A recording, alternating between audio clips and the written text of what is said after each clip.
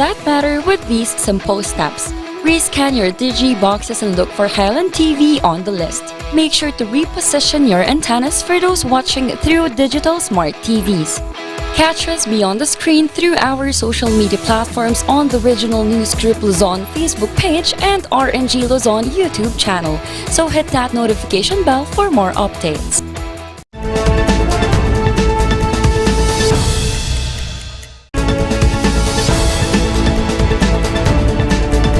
Narito na ang mga nagbabagang balita. Karagdagang classroom at guro kailangan sa pagbabalik ng face-to-face class. Nagupan at La Trinidad Benguet, Pinaha. Panawe, Fugao, nananawagan pa rin ng tulong. Avian flu pumalat sa mga manukan sa Benguet. Asam na autonomiya ng Cordillera, inaasahang may sasabatas na. Takot at kaba sa pagpapatuli, pinawi sa pamamagitan ng online game.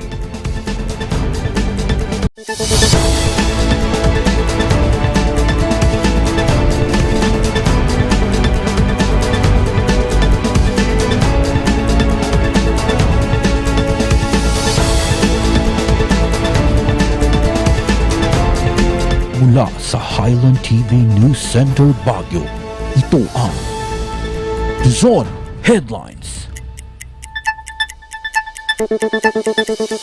Naimbag nga rabi amyanan a Luzon, hatid namin ang mga pinakabago at may init na balita.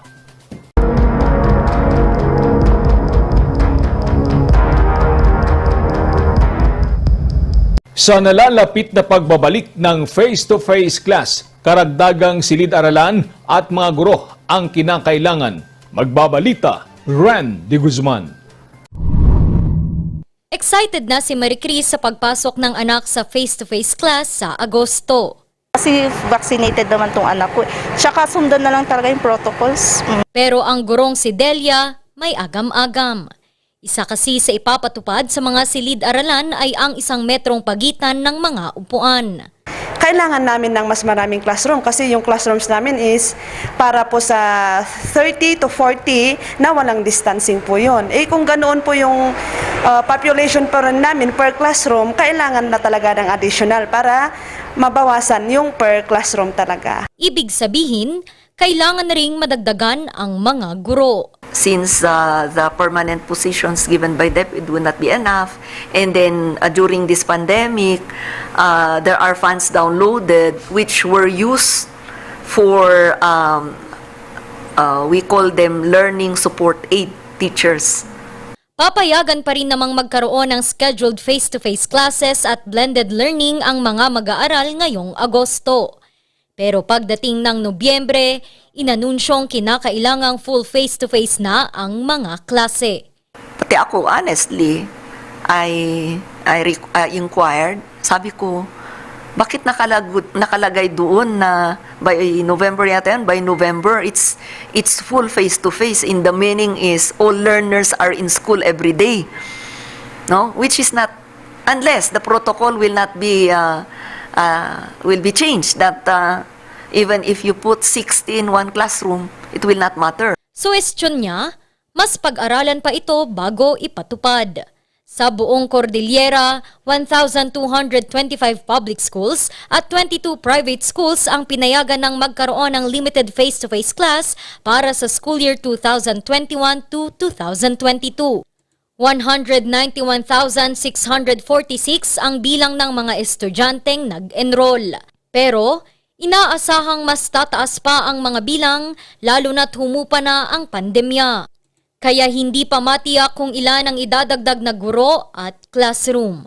Ren de Guzman para sa Luzon Headlines. Samantala, malaki raw ang pag-asa na may sa batas ngayon ang panukala kaugnay sa autonomiya ng Cordillera. Magbabalita, Charles Limon. Sa darating na ika-15 pa ng Hulyo ipagdiriwang ang Cordillera Day. Ang probinsya ng Benguet kanina, sinimulan na itong ipagdiwang. What we have learned is that It is not the national government, but what? It is us. It is the region that can best think of these policies and programs that are responsive to our needs in the region. And that makes, therefore, regional autonomy as very relevant up to this time.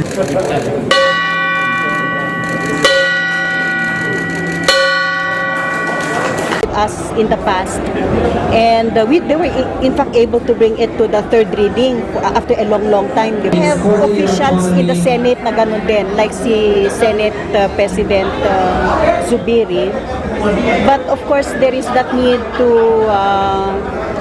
reach up to the new president to ensure that he has a good understanding of what the Cordillera region needs. Naghayag naman ng suporta dito si Governor Melchor Diclas. Narapat tayo para iti regional autonomy. Na may isa kumanga maitet ka na tayo.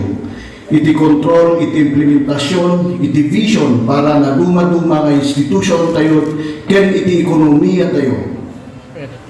Ngayon nung payman adudag iti padas, patiyak na iti kultura tayo nga napnawan iti turete, ken pagtitinulong kat adda pailaan kada tayo.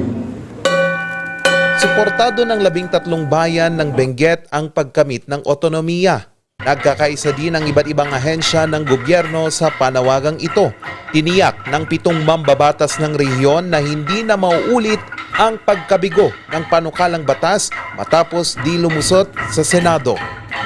Charles Nicolimon para sa Luzon Headlines.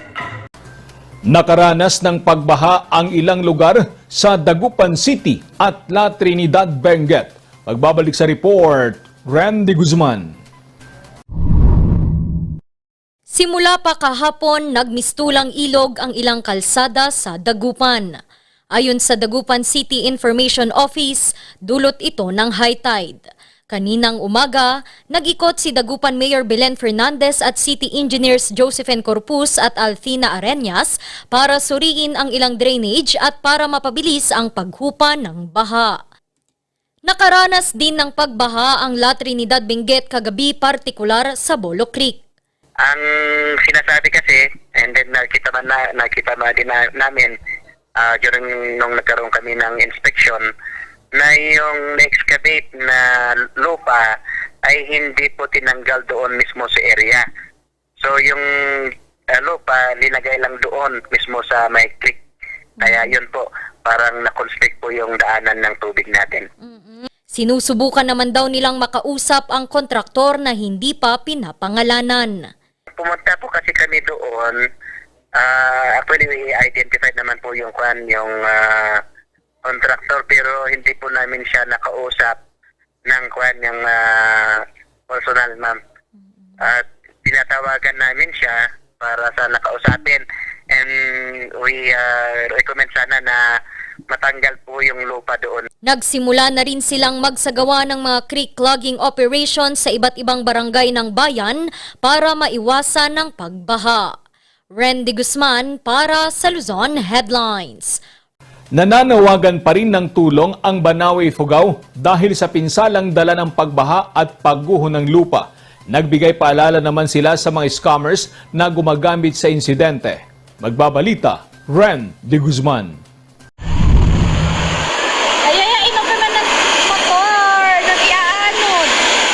Sa unti-unting pagbangon ng Banawe, Ifugao mula sa pananalasa ng baha at pagguho ng lupa noong nakaraang Huwebes, nananawagan si Banawe Mayor Joel Bongalyon ng karagdagang tulong.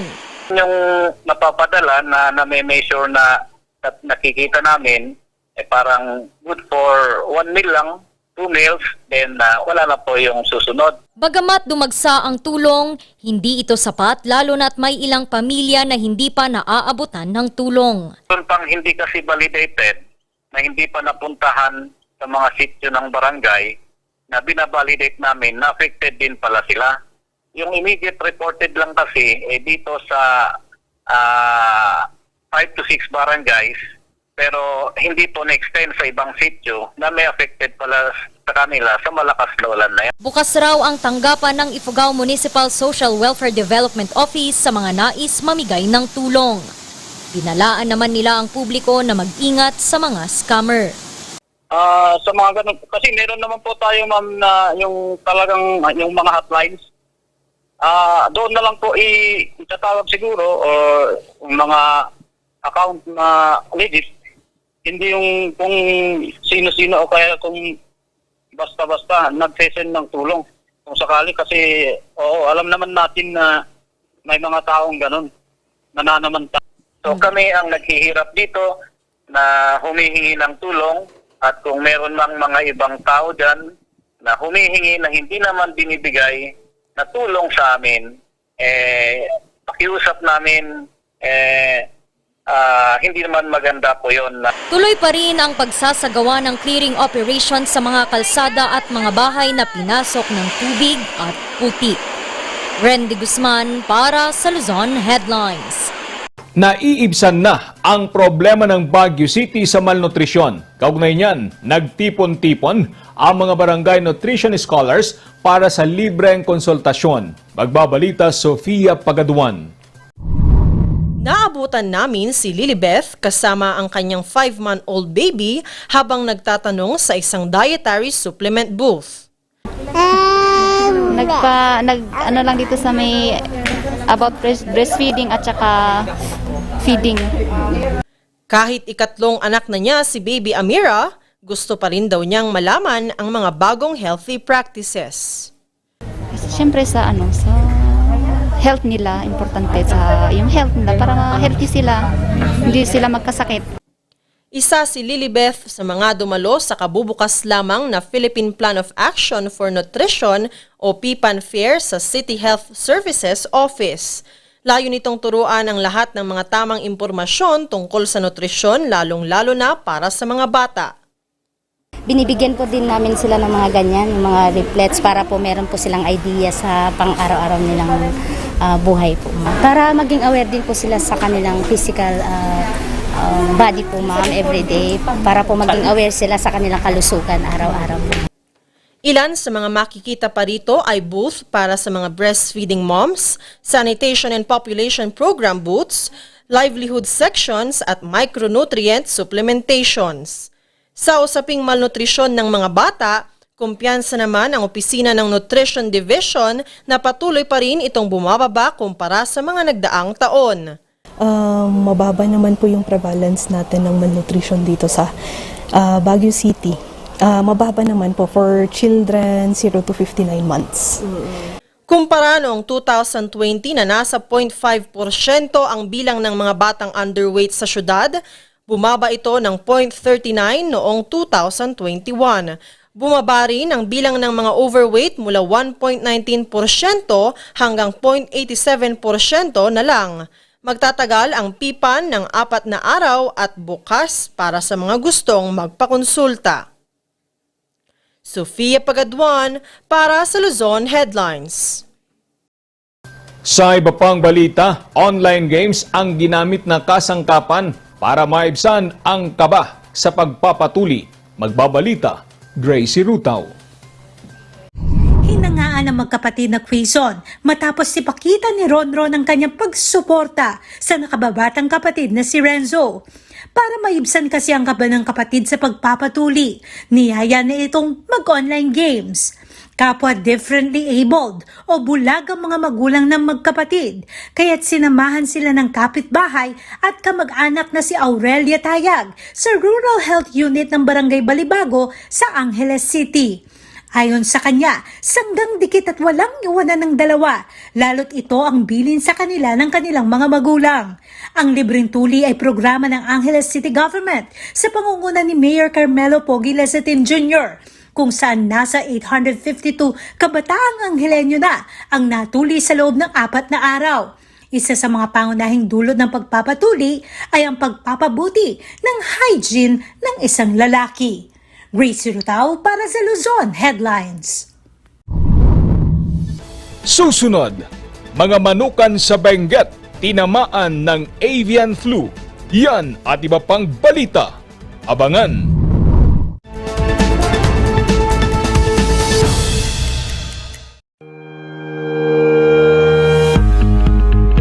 Baguio Country Club, the first and only 5-star mountain resort in the Philippines, is fully equipped and ready to welcome you back. The club has thoroughly worked on adapting to the new normal. The usage of any of the facilities and amenities of the club is governed with specific rules, regulations, and procedures in accordance to the medical, physical distancing, and disinfecting protocols. And as you return back here to your second home and make new memories with us, we assure you that at the Baguio Country Club, you do not have to worry because we can assure you that the club continuously puts great importance to the health, safety, and wellness of its members, guests, and employees.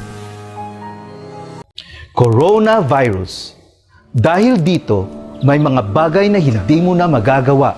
Ngunit, may katuwang ka. PDA or Pau de Arco Herbal Capsule na may antiviral quercetin at immunity booster. Mag-PDA or Pau de Arco Herbal Capsule araw-araw para iwas sakit, iwas virus.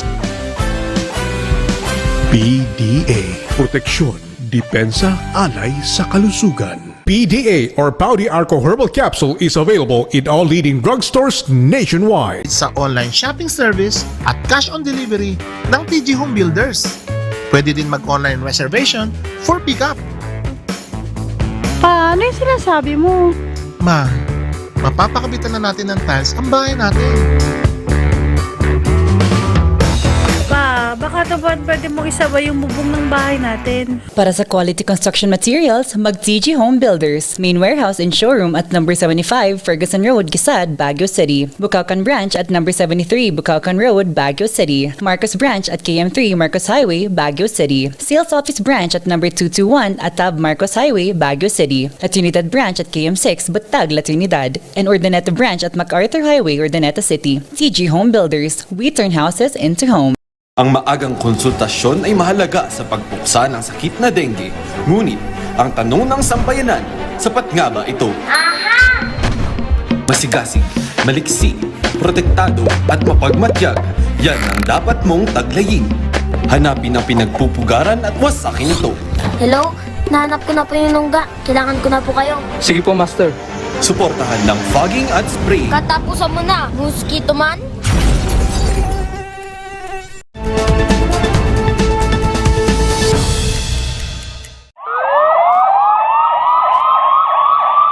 Tinamaan ng avian flu ang mga manukan sa Benguet.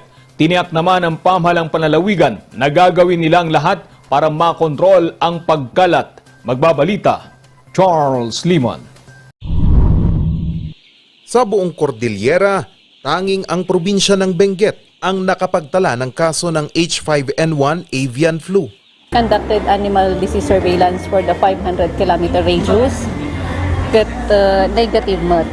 Except may isa nga munisipyo, naging positive DNA kaaruba na, but then idi kinolektaan mi man ng nagijay surroundings, negative siya. Sa tala ng Provincial Veterinary Office ng Benguet, mga bayan ng Bugyas, Tuglay at La Trinidad ang nakapagtala ng H5N1 avian flu.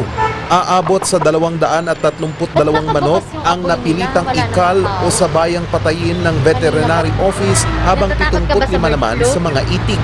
Aabot sa 1,024,000 pesos ang ibinigay na financial assistance ng pamahalang panlalawigan sa mga apektadong grower ng mga manok at itik. Dahil sa pagkalat ng H5N1, ipinagbawal muna ng Department of Agriculture ang pagbiyahe ng mga manok sa mga lugar na apektado ng avian flu sa pangambang kumalat ito. Bilang konsiderasyon, inihingan sa mga animal quarantine checkpoint sa probinsya ang negatibong RT-PCR test sa loob ng 14 na araw ang mga manok na pumapasok sa Benguet. Pero kahit anong higpit, mayroon pa ring nakakalusot. Adapi man dagijay shippers nga agbayabas da or fly by night nga hangay nga taga dito so awan ti business permit awan dagijay na truckers squad dijay kumangay ti maiwasan.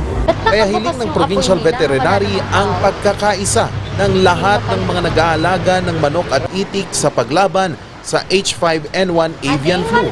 Bukod sa Benguet, apektado rin ang avian flu sa Northern at Central Luzon, ang mga probinsya ng Bulacan, Pampanga, Nueva Ecija, Tarlac, Isabela at Bataan. Sa tala ng Bureau of Animal Industry noong Hunyo, papalo sa higit 82,000 na mga alagang manok ang namatay sa Luzon dahil sa bird flu at 198,000 ang kailangang patayin, mapigilan lang ang pagkalat nito. Charles Nicolimon para sa Luzon Headlines. Usap-usapan ngayon ang paglabas ng mga bagong batch ng 1,000 polymer bills. Pinawi naman ang agam-agam na hindi na ito magagamit kapag natupi. Magbabalita, Sofia Pagaduan. Disyembre noong nakaraang taon nang ilabas ng Bangko Sentral ng Pilipinas ang bagong disenyo ng 1,000 piso.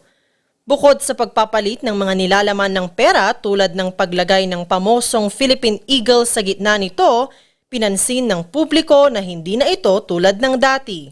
Ang bagong 1,000 piso ay isa ng polymer o plastic bill.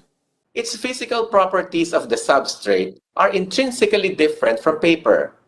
Qualities of polymer banknotes make it smooth, non-porous, lower stiffness, it is more pliable and easier to manage when being stored, and elastic. Abril ngayong taon nang mailabas ang unang 10 milyong piraso ng nasabing pera. Thank you, Mr. President. Kahit patuloy ang sirkulasyon, marami ang hindi pa rin nakakahawak nito.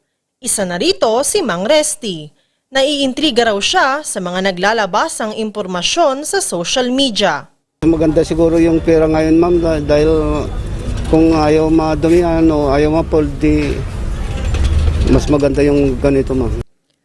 Kamakailan lang nang ilabas ng Bangko Sentral ng Pilipinas ang mga alituntunin sa pag-aalaga ng bagong polymer 1,000 peso bill.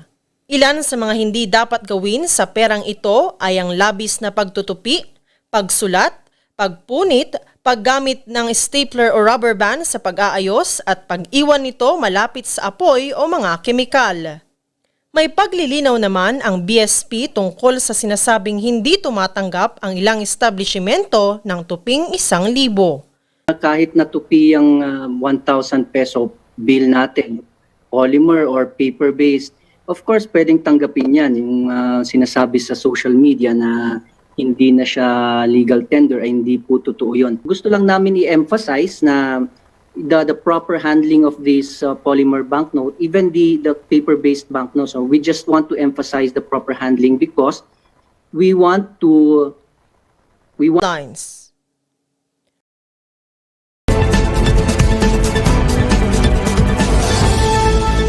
Pag kayo ay nakapanood na ng mga hearing o trial sa korte, mapapansin nyo yung mga judges at sila ay dapat neutral, sila ay dapat hindi nagre-remarks tungkol sa mga lawyers or tungkol sa mga parties.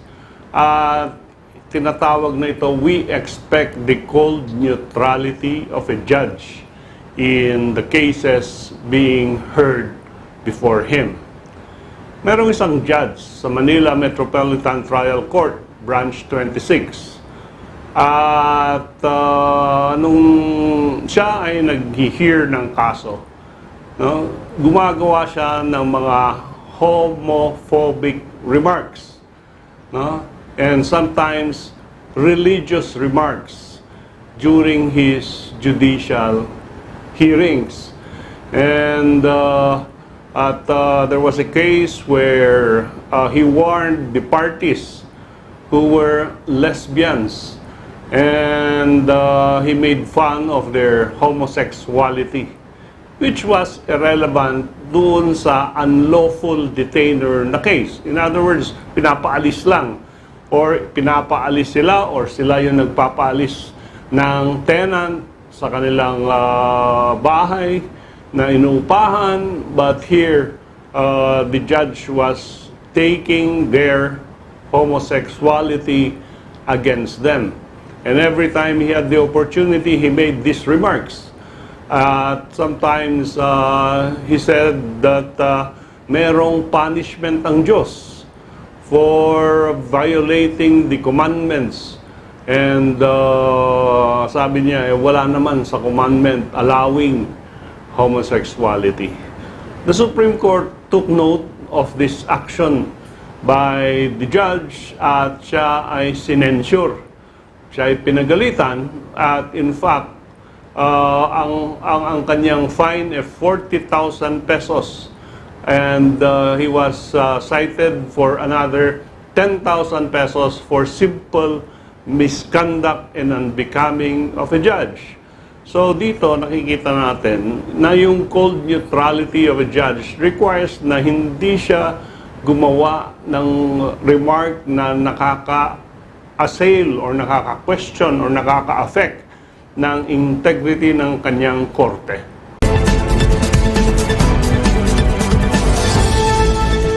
Ang bahaging ito ay hatid sa inyo ng Pines Estate and Gaming Corporation. Cordillera-inspired painting bida sa exhibit, ang kwento. Susunod na.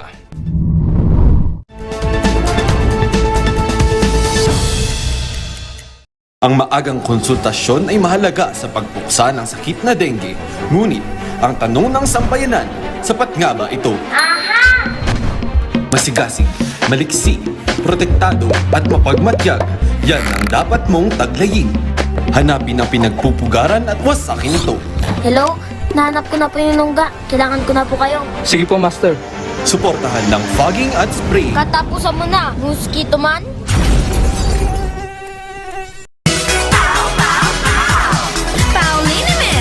Masakit ba ang likod, ang kasu-kasuan?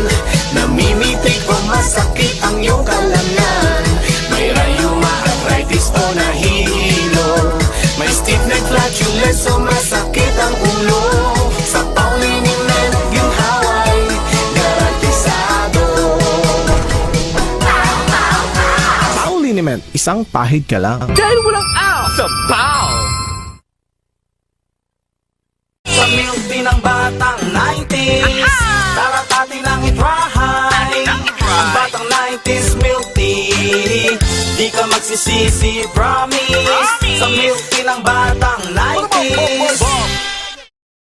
Ayun, may target na ako. Lagot ka sa akin! Sa panahon ngayon, dumarami na naman ang lamok. Oras na para mag 4S. Una, suyurin at sirain ang pinagmumulan ng mga lamok. Pangalawa, sarili ay protektahan laban sa lamok. Pangatlo, sumangguni agad sa pagamutan kapag may sintomas na ng dengue. Pang-apat, sumuporta sa fogging or spraying kapag may banta na ng outbreak. Pangalagaan ang sarili laban sa kagat ng lamok. Mag 4S tayo para dengue out! Mazar Music offers a complete line of musical instruments.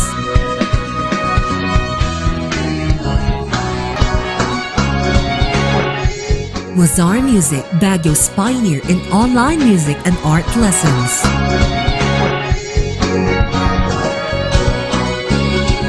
Mazar Music, bringing music closer to your hearts.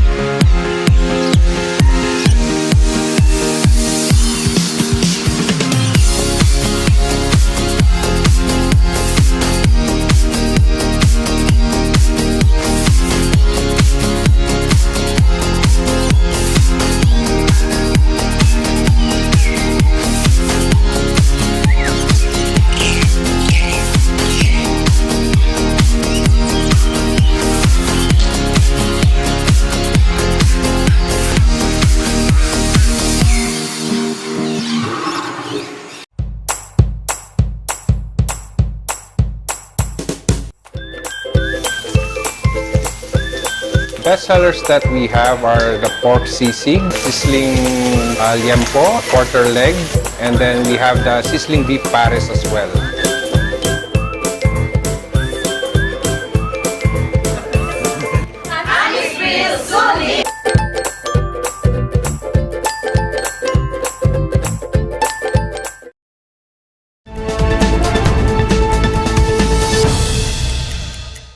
Bida ngayon sa exhibit ang mga Cordilleran-inspired painting. May kwento po si Sofia Pagaduan.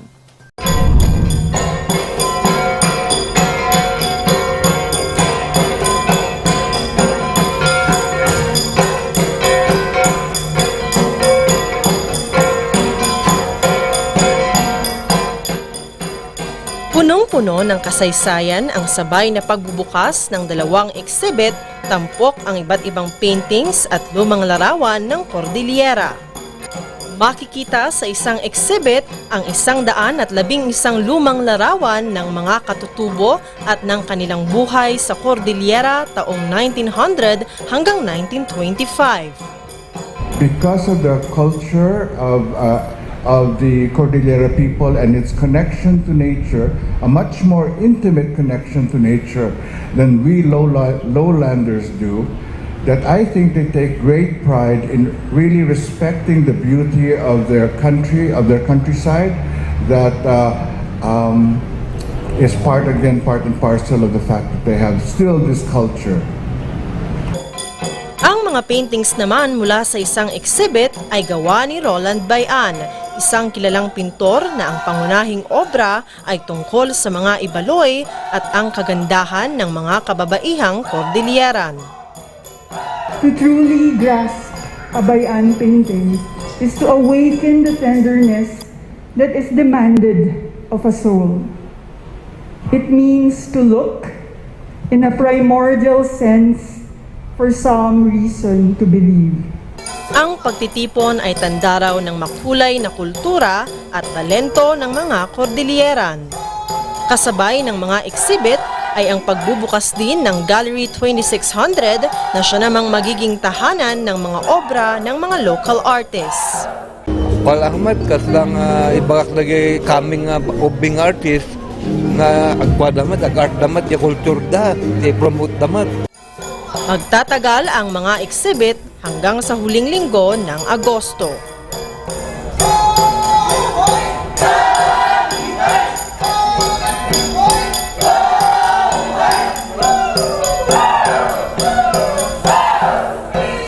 Sofia Pagaduan para sa Luzon Headlines.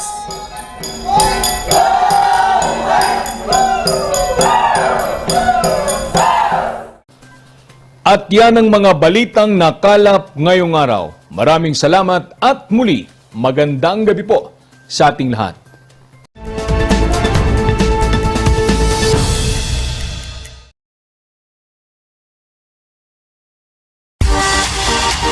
Calling out all business